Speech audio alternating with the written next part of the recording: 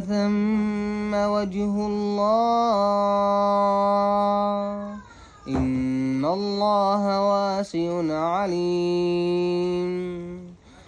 وقالوا اتخذ الله ولدا سبحانه بل له ما في السماوات والأرض كل له قانتون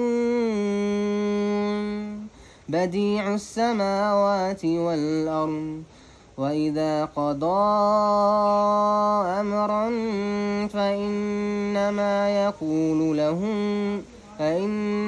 يقول له كن فيكون.